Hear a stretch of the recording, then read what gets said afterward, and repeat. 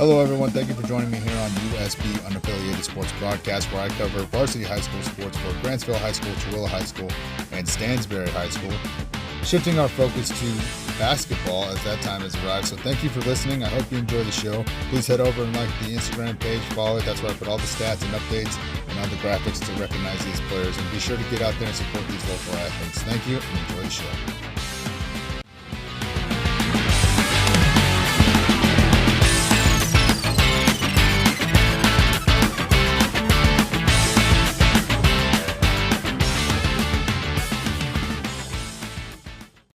Hello, everyone. Thank you for listening to Unaffiliated Sports Broadcast USB. Thank you for joining me here today. This is the Week 3 recap. Listen, I know it's a little late, okay? I do have things going on, and I'm behind on a lot of stuff. And I didn't realize until putting this all together how busy this week really was. So, what a week for high school basketball here in the Tooele County area. I mean, a lot going on, a lot of achievements, a lot of, some first wins, a lot of inter-county matchup games that were just high intensity. I mean, what a week, And so let's just kind of get into it. Like I said, this is the Week 3 recap. Okay. So I'm going to start with Monday, December 2nd. The Tooele men's team, for the Tooele High School Buffaloes started their week out on the road against the Morgan Trojans, coming up short with a score of 82-64. Now, both teams shot above 80% from the line in that game, and Tooele fought to the end, scoring 27 points in the fourth quarter. Unfortunately, they were outscored 23-11 in the first, and then came out flat in the third, being outscored 24-11. So Morgan ended the night with 17 steals and would out-rebound the Buffaloes 37-21. The Buffaloes saw an amazing game from number 24, Crew Lewis, in that one, who ended the night with 27 points, 4 made three-pointers, 7 rebounds, and 5 assists. What a game for him. Good job, young man. But in the end, ultimately, it would not be enough, and the Buffaloes would head out of Morgan with the loss. Now, moving into Tuesday, December 3rd, we had the Grantsville Cowboys here. We had the ladies who started their week off with a win against Emory on Tuesday, shooting 50% from the free throw line, snagging 36 rebounds, led by number 15, Emmy Butler, who had 10 on the night. As a team, they would collect an impressive 28 steals, led by number 1, Bailey Louder, who had 6 on the night. The Grantsville ladies were led in points by number 1, Bailey Louder, with 15 on the night. But it was the milestone achievement made by number 11, Avery Allred, that would steal the night as she surpassed the 1,000 points mark in her career. Congratulations to the team, and congratulations to Allred on that amazing achievement. What an accomplishment.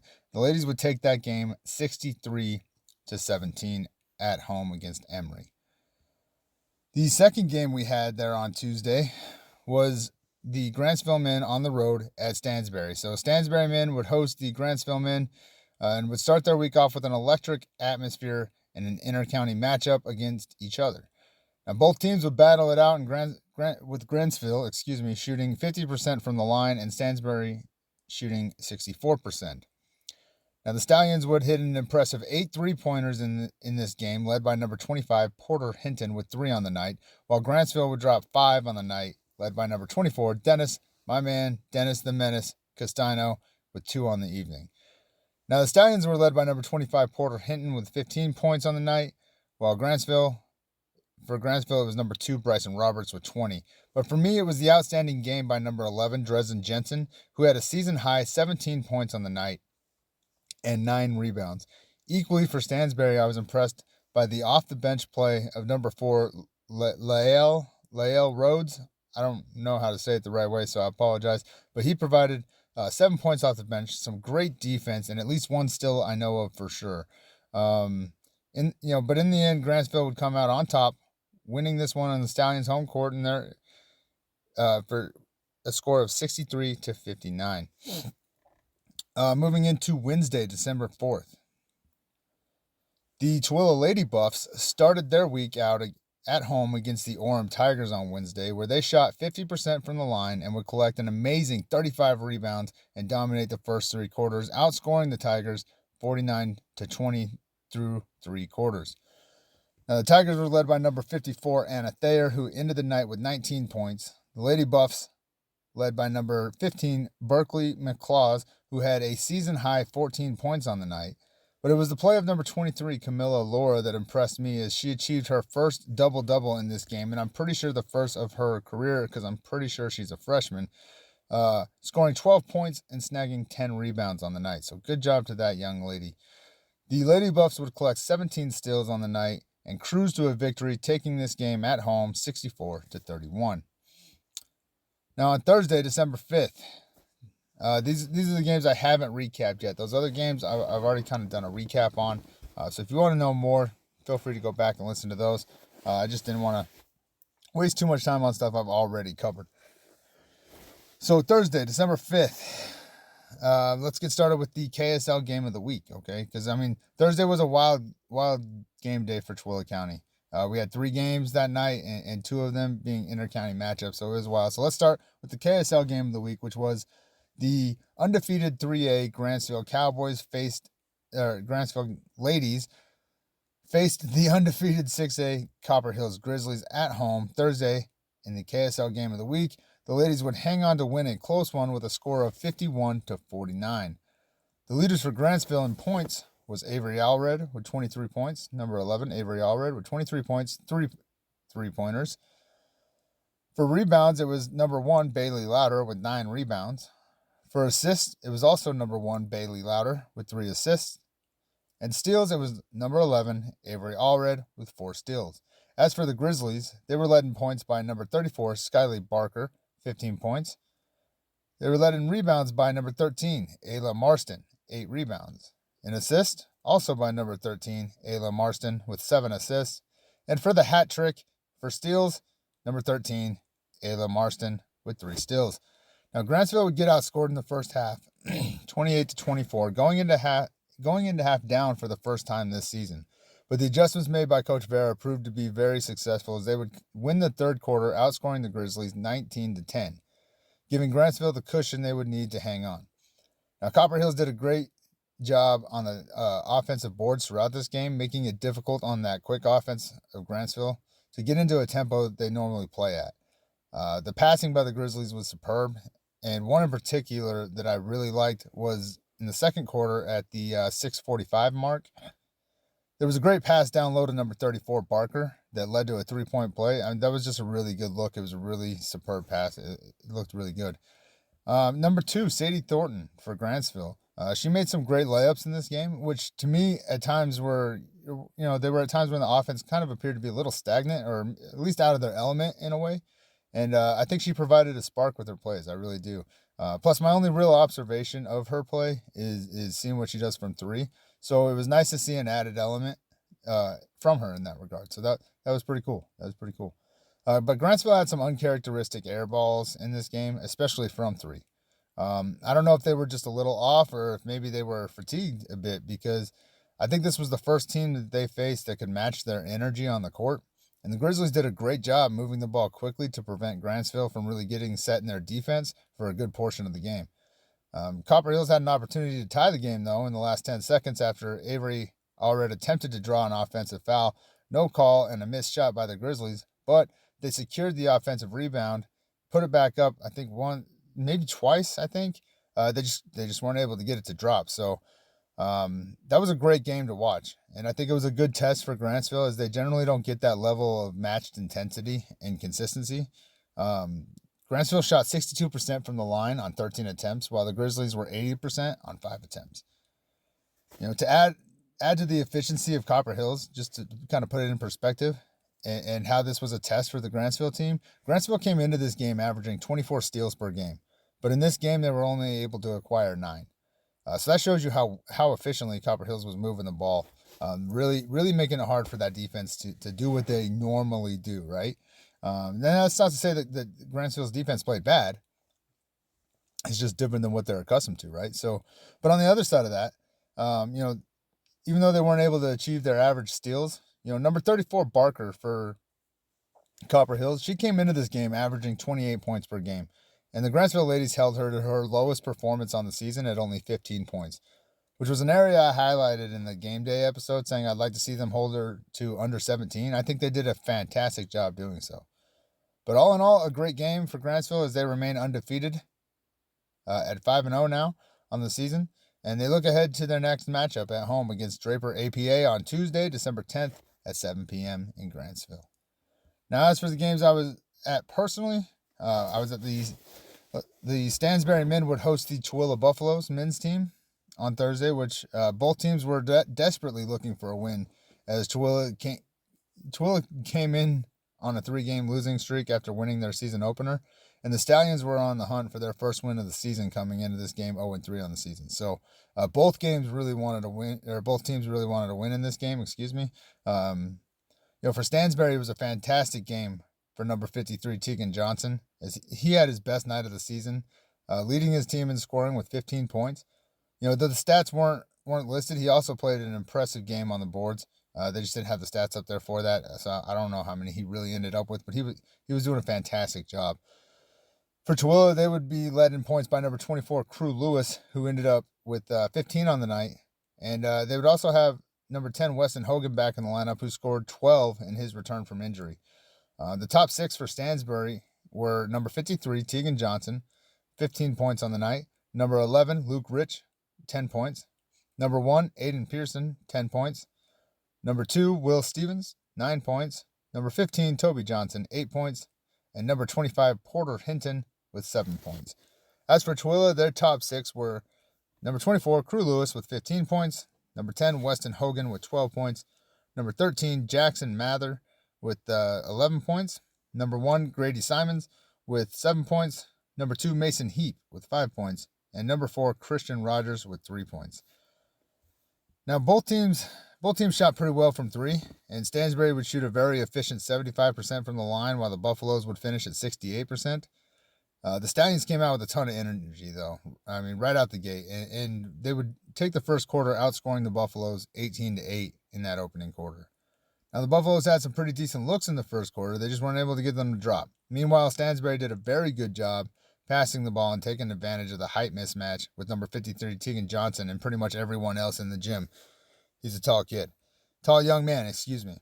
But they did a very good job forcing the defensive switch and giving him solid opportunities with accurate passing. I mean, they really moved the ball very efficiently. It was very nice to see.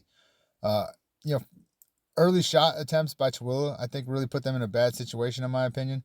They had 22 seconds left on the shot clock on one of them, and the Buffaloes take a deep 3, somewhere around 5 to 6 feet behind the line.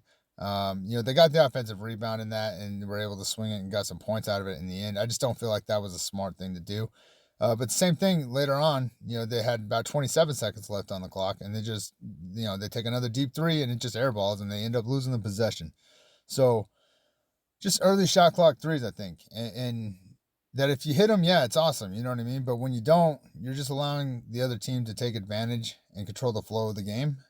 Which Stansbury did very well. It was very clear they were looking to create a down-low mismatch, and they did it efficiently. In a nutshell, though, I think the first quarter 3s by Stansbury, first or second, I can't remember which quarter it was off the top of my head, honestly, really put Tooele in a bad situation, though. I'm pretty sure it was the first quarter. That's how they got their lead. And they were playing catch-up the rest of the game, the Buffaloes were. The Stallions were simply the more efficient team. That's really what it boiled down to. They were patient with their offense, and they utilized their size advantage very well. And factoring the inter-county aspect, right? I mean, these schools are like 10 miles apart, right? It being a region game for the both of them, honestly, and the atmosphere as a whole. I think Stansbury had the energy, and I think in some ways it got in the heads of the Buffaloes, especially later on as frustrations would start to show, right?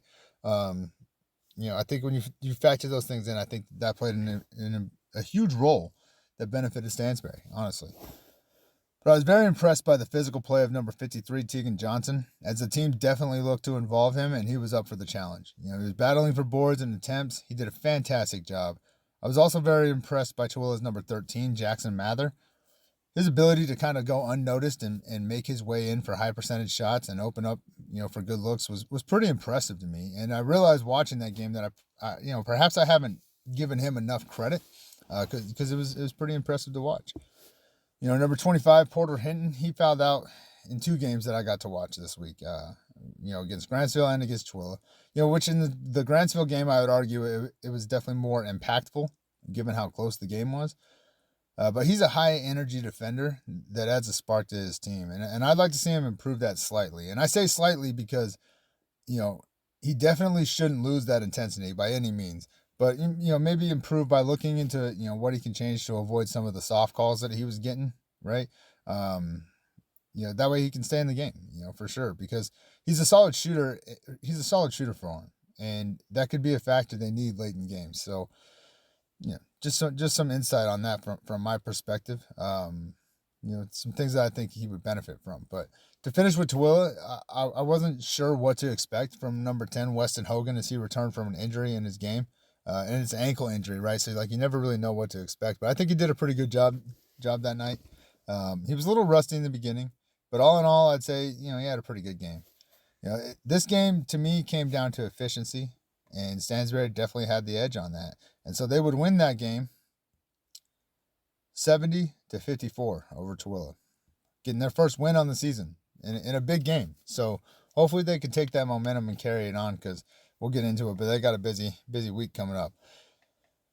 As for the third game, the high-energy men's game was followed up by the women's game, where the Lady Stallions, who were 1-2 on the season coming into that game, hosted the, at the time, 3-1 Tooele Lady Buffs, in what should have been an exciting atmosphere as well. But unfortunately, the fans and the student section wouldn't really return from the break, leaving their Stallions in particular in a bad spot from the support perspective. It was rather disappointing, in my opinion. It was a good opportunity to have a huge crowd there for them, and they just bailed on them. That's rather disappointing to me, in my opinion. But the Lady Buffs would dominate the first half, outscoring the Stallions 21-12. Both teams were pretty flat in the second quarter, to be honest. But the third quarter would prove to be the dagger, as the Buffaloes came out of half and outscored the Stallions 19-10. Now, the Stallions shot 50% from the line in that game, which is an improvement from their season stat of 37%, so good job to them. While the Buffaloes would shoot 63% from the line.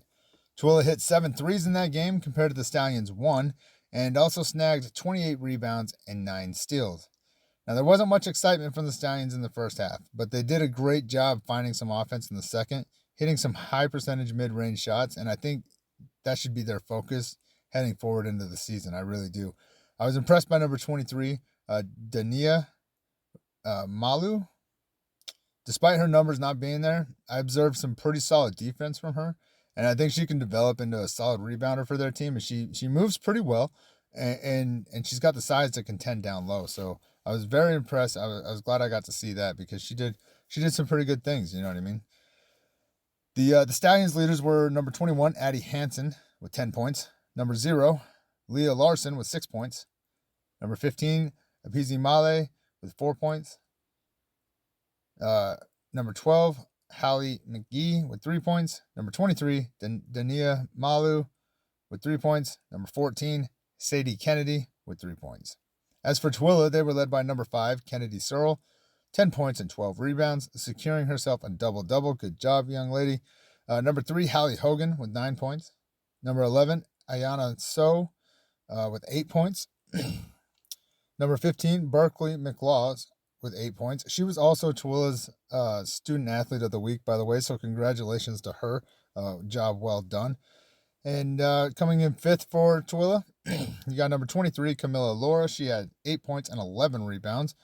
And number 13, Macy Guston, with 8 points. So good job to all those athletes. In conclusion, though, I was very impressed by the defensive performance the Buffalo showed in this game, as that will definitely help them moving forward in the season, I think. As for the Stallions, though the first half was hard to watch at times, I'm just going to be honest. Excuse me. It was hard to watch at times. I'm just going to be honest. I was extremely impressed by the adjustments they made, though, coming out of halftime. And then finding some production from the mid-range. I think that opened up some things for them. They got in a little bit better of a rhythm. So again, the first half, nothing to write home about, right? But the second half, you guys did a fantastic job, and I hope you can build off that moving forward and really start to implement it better, because it was much better to watch. But in the end, The Tooele Buffaloes would win this one on the road in Stansbury with a score of 55 to Stansbury's 38. Now, moving on into Friday. That was Thursday. Yep, that was Thursday. Moving on into Friday. Hold on, let me find my notes. Uh-oh, I lost it. There we go. Moving on into Friday, December 6th. So after a tough loss on their home court to an inter-county rival Tooele, the Lady Stallions hosted the Taylorsville Warriors, winning that game 57-52. The first half was tight, with the Warriors scoring 25 and the Stallions scoring 26. But it was the soul-crushing 22-9 third quarter victory that the Lady Stallions had that would ultimately allow them to hang on to a win, as the Warriors would actually outscore the Stallions 18-9 in the fourth. So that big third quarter coming out of half really did it for them. Great job. Again, halftime adjustments, you guys seem to be doing a really good job there. So keep that up. Hopefully it starts to transition to, the first half, and you just keep improving, because 22-9, that's an impressive run. So the leaders for Taylorsville, were number 5, Destiny Harrison, 21 points. Number 23, Juliana Martinez, 9 points. Number 10, Karen Jones, 9 points. Number 12, Kwaji Nayak, with 8 points. Number 32, Caitlin Sturzer, 3 points. And number 20, Tessa Duke, with 2 points. As for Stansbury, your leaders there were number 15, PZ Male, with 14 points. Number 21, Addie Hansen, with 13 points. Number 23, Dania Malu, 9 points. Number 14, Sadie Kennedy, 7 points. Number 1, Camry Bryan, 6 points. I'm pretty sure those were all threes, by the way, so good job to her. Number 12, Hallie McGee, with 4 points. It was a great win for the Lady Stallions as they moved to 2-3 on the season now, securing their second win on the season. The fourth quarter surge by Taylorsville is cause for concern a little bit, I think, but the 22-9 third quarter performance was extremely impressive. So good job to the Lady Stallions. Way to get that victory. Hopefully it carries over for you moving forward. The second game we had on Friday was the Grantsville men's team. The Grantsville Cowboys men would head out on the road Friday to partake in the 2A, 3A preview at the Sevier Valley Center out in Richfield, I believe it is. The first matchup they would have was against the Richfield Wildcats, who were at the time 3-2 on the season. Now the Cowboys will lose this game 64-52. Excuse me. With the second quarter being the defining moment, as they were outscored 18-9 in that quarter. Now the Wildcats shot an impressive 100% from the free throw line. It was only like 4 attempts, but they made them all. Hey, that's all that matters, right? While Grantsville hit 71%. The Wildcats would hit an impressive 10 3-pointers in this game, though, led by number 22, Southwick, who had 6 on the night. The Cowboys would try to match it with 5 of their own, led by number 24, my man, Dennis the Menace Castano, who had 3 3-pointers on the night. The Wildcats' leaders were number 22, Southwick, with 30 points. Number 3, Wayman, with 13 points. Number 30, Spell, with 9 points. Number 1, Yardley, with 6 points. Number 21, Fountain, with 4 points. Number 12, Wrights, with 2 points. Now, meanwhile, your leaders for the Cowboys. Number 2, Bryson Roberts, with 13 points. Number 24, Dennis Castano, with 11 points. Number 11, Dresden Jensen, with 6 points. Number 23, Maddox Zimmer, with 5 points. Number 10, Cam Killian, with 5 points. And number 15, Jackson Kell, with 5 points. So, I don't know if I said it, but they would lose that game 64, Richfield 64, Grantsville 52.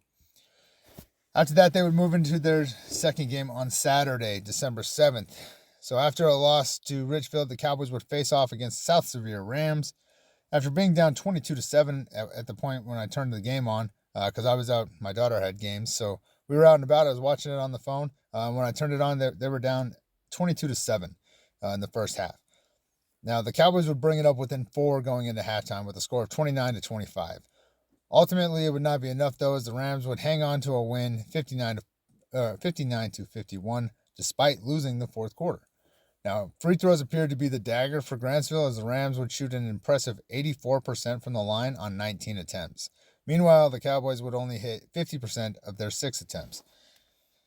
So, the Cowboys were led by Number 34, Mike Troxel, who had 14 points and 3 3-pointers. That's a season high for him, by the way. Congratulations, young man. Way to go. Number 15, Jackson Kell, 9 points. Number 24, Dennis Castano with 9 points. Number 2, Bryson Roberts with 6 points, making that his season low for so far. Number 11, Dresden Jensen with 5 points. And number 1, Cole Sparks. As for South Severe, they were led by number 14, Brindley. He had 22 points and 4 3-pointers, Number 3, Summer Hayes with 8 points. Number 12, Roberts, 7 points. Number 10, Okerlund, 7 points. And number 20, Bastian with 6 points. And number 23, Ingram with 5 points. I was extremely impressed to see them dig out of that first half hole, though, and get back into the game. I mean, it was also relieving to see the backups were able to influence the game, showcasing, in my opinion, promising aspects to move forward into the season. I look forward to seeing what they've learned and how they can apply it moving forward. I really do. It sucks. You drive all the way down there and you're hoping for the win, but I imagine they learned a lot of stuff there, and I'm excited to see what that does for them moving forward. So, but last but not least, a special shout out here, because I was unaware of this until this weekend. The Grantsville Cowboys women's team, they participated in the Morgan Winter Classic this weekend with their JV, sophomore, and freshman teams, I believe it was. The sophomore team won their bracket with Ali Bree being awarded the sophomore tourney MVP. So great job, young lady. Way to go there. And the freshman team would also win their bracket with Camry Allen winning the freshman tourney MVP for her bracket. So fantastic job, young lady, to both of you. Great job to the team. What an exciting thing to look forward to, right? I mean, that's super awesome. I apologize, I didn't know anything about it, so I couldn't prepare people to pay attention to it. So my bad, But hey, either way, congratulations, great job, fantastic to see. All right, so that's our week 3 recap. It seemed like a lot more when I was typing it all out. It definitely felt like a lot more, but I think we got it good. So let's get into what do we got upcoming. Well, luckily Monday we got nothing, guys. Okay, so everybody just stretch, drink some water, do whatever you need to do, because Monday we got nothing. At least nothing listed. I did run into a problem with the Grantsville men's team where Deseret News had a game on the schedule that I guess didn't happen. So, to the best of my knowledge, we've got nothing on Monday. All right.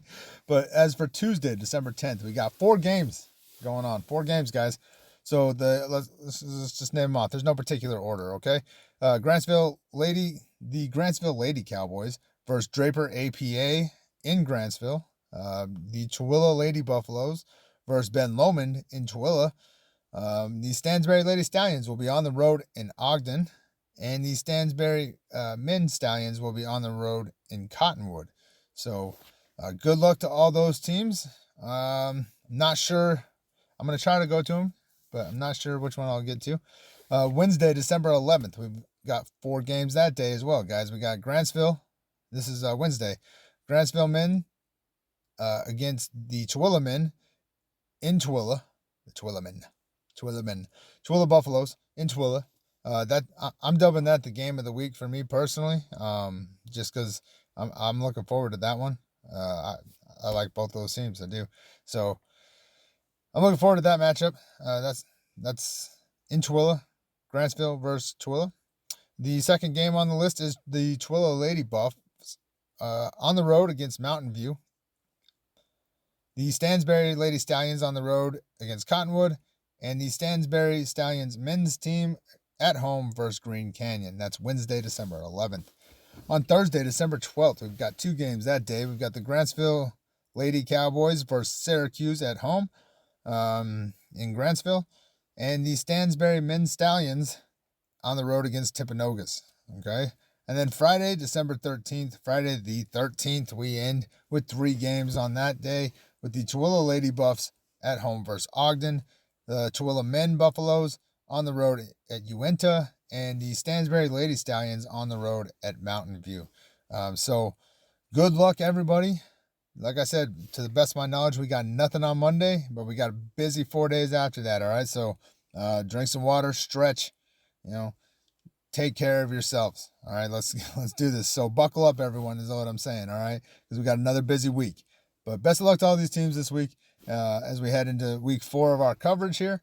Thank you for sticking with me as I get behind on things. And most importantly, thank you for supporting each other, as I know there are fans from each school that see these posts. So thank you for supporting each other, and let's keep spreading the word, right?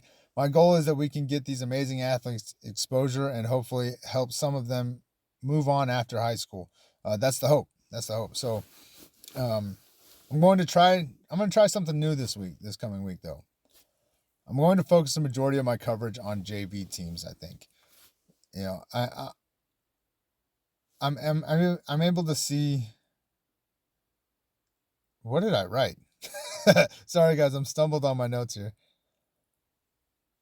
Coverage on the JV teams I'm able to see. There we go. All right, there should have been some punctuation there, but I didn't put it there.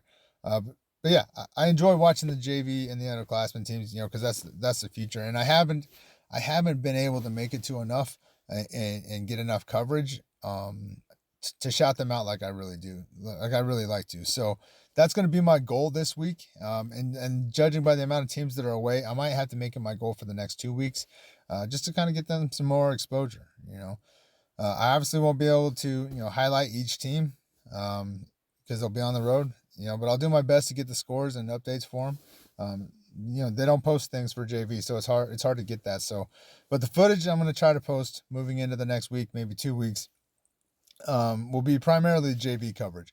So I'm hoping you guys will still support that the same way you've been supporting the varsity teams, because yeah, that's the future, right? With the exception of the Grantsville High School Tooele High School game, to me that's a big game to me personally. So I'll probably have some footage of that one, but I think everything else I'm gonna try to shout out the underclassmen, right? So I hope to see you guys there, supporting when you can. But for the non-athlete fans, you know, get out there and support these players, the young ones too. You know, you ain't doing anything anyways, so let's get it right. But hey, as always, guys, thank you for listening. And please take care of yourselves. And until next time here on USB, see you at the games. Thank you for listening to USB, Unaffiliated Sports Broadcast. I hope you enjoyed the show. Be sure to get over there to Instagram and share this stuff. We also have a Facebook page if you're interested in that side of it. But get out there and share this stuff to support these local athletes. That's what it's all about. So thank you. I hope you enjoyed the show. The podcast is available on Spreaker, Spotify, Amazon Music, YouTube, iHeartRadio, and probably places I'm not even aware of. So be sure to get out there, like, follow, and share that stuff, and I hope you enjoyed it. Thank you.